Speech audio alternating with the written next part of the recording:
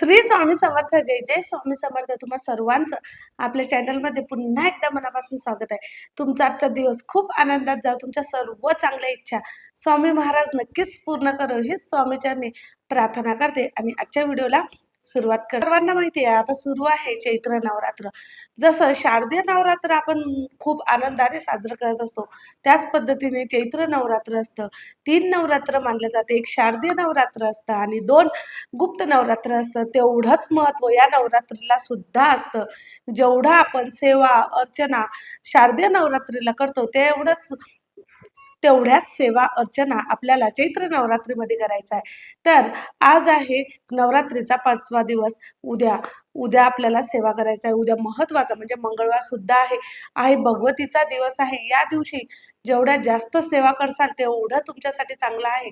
बघा, आज मी तुम्हाला अगदी साधी आणि सोपी 16 लवंगाची एक सेवा सांगत आहे. तुम्ही जर केली ना तर खरंच तुमच्या आयुष्यामध्ये सुद्धा खूप चांगले बदल घडून येतील. कारण खूप उच्च कोटीची ही सेवा आहे आणि ज्यांनी ज्यांनी आजपर्यंत ही सेवा केली आहे त्यांना ह्याचा अनुभव 100% आलाच आहे.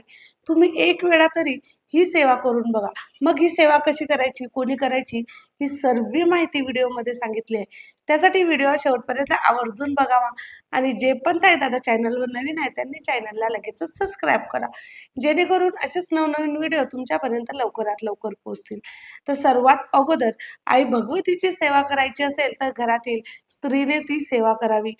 जर तुम्हाला मासिक धर्म आला असेल किंवा मग काही प्रॉब्लेम असेल, आजारी असाल, नाही जमत, तर घरातील मग कोणी मूल असेल किंवा मग घरातील पुरुषाला तुम्ही ही सेवा सांगितली तरी सुद्धा चालेल. जर तुमचा व्यवसाय धंदा खूप बंद पडला आहे, खूप वर्षापासून तुमचा बिझनेस आहे, पण हळूहळू तुमचे गिराईक कमी होत आहे, थोडा व्यवसाय मंद गतीवर चालत आहे, तर नक्की आई भगवतीची सेवा करा. बघा मग तुम्हाला किती अनुभव येत होते.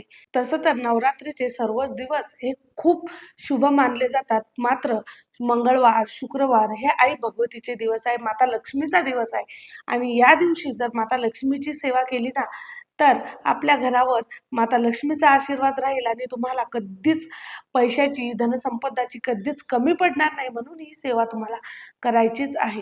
तुम्हा सर्वांना माहिती आहे कुंकुमार्चन.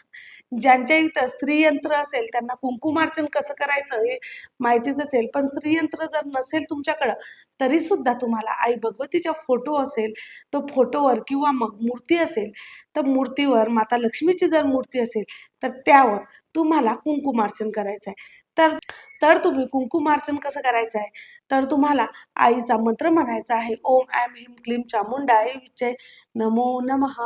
ओम ऐं ह्रीं क्लीं चामुंडाय विच्चे नमो नमः. ओम ऐं ह्रीं क्लीं चामुंडाय विच्चे नमो नमः. ओम ऐं ह्रीं क्लीं चामुंडाय विच्चे नमो नमः. हा मंत्र तुम्हाला म्हणायचा आहे आणि आई भगवतीची मूर्ती असेल किंवा मग फोटो असेल किंवा मग स्त्रीयंत्र असेल, त्यावर तुम्हाला या 4ही बोटांनी कुंकुमार्चन करायचं आहे.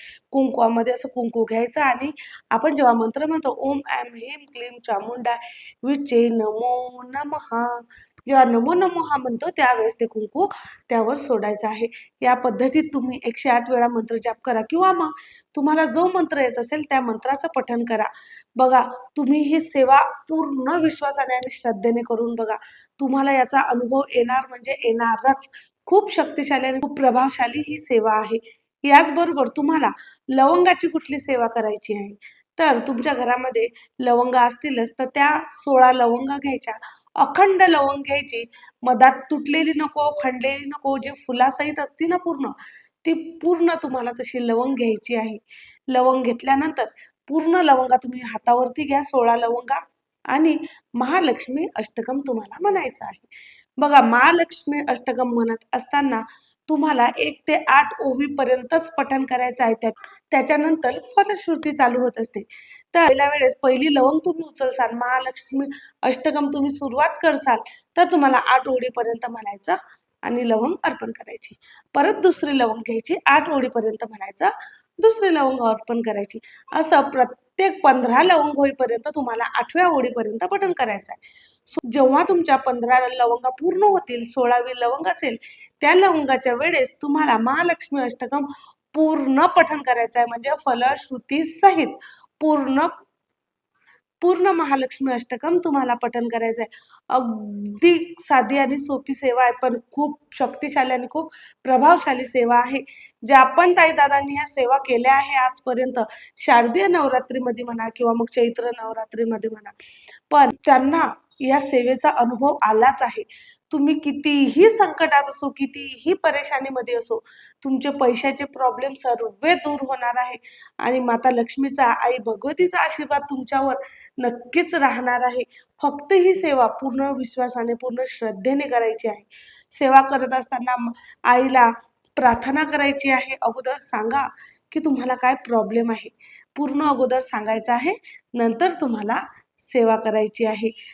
बघा, जसं आपल्याला काही आजार होतो, जोपर्यंत आपण हॉस्पिटलमध्ये, दवाखान्यामध्ये जात नाही, तोपर्यंत आपला आजार बरा होत नाही. तसंच जर काही समस्या असतील ना, तर आपल्या आई-वडिलांकडे मागल्याशिवाय आपलं होणार नाही.